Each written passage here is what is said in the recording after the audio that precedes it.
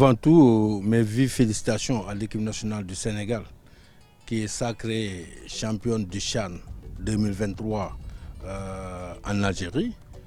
Je pense qu'ils l'ont fait de si belle manière en montrant déjà leur engagement, leur hargne, leur détermination pour la conquête de ce titre qui n'était pas facile, d'autant plus que les Algériens étaient prêts déjà pour relever le défi, le double défi de la participation et de l'organisation.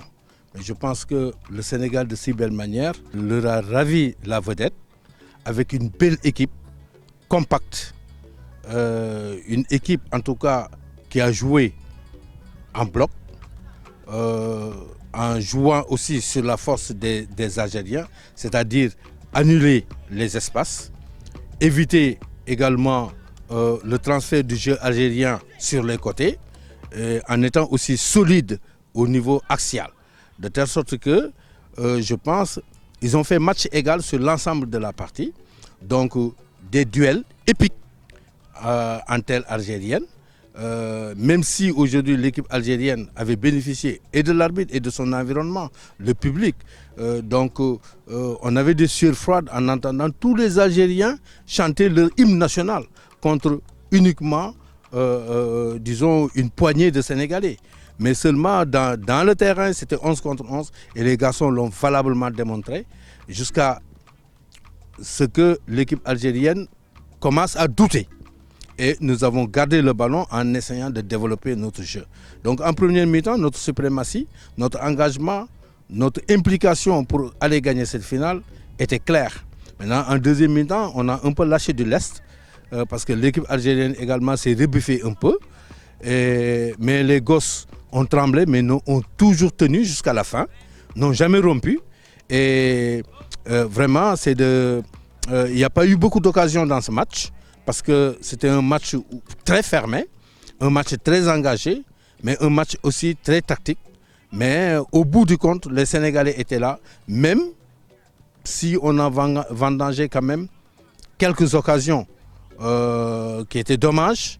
Du côté algérien également, il y a eu des opportunités, mais les gardiens étaient là. Et encore une fois de plus, félicitations à l'équipe nationale sénégalaise qui vient de valider à travers cette finale la bonne santé du football local. Félicitations à l'ensemble du staff qui a énormément travaillé. Pour un coup d'essai, ça vaut un coup de maître. Félicitations à l'ensemble du staff, l'ensemble des joueurs, mais également félicitations à la fédération, à l'État, parce que c'est des objectifs d'abord et le décor était planté et c'est ce qui a conduit aujourd'hui à ce résultat-là.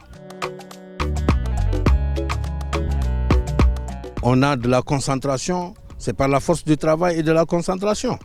Parce qu'on va encore en rater si on ne fait pas attention.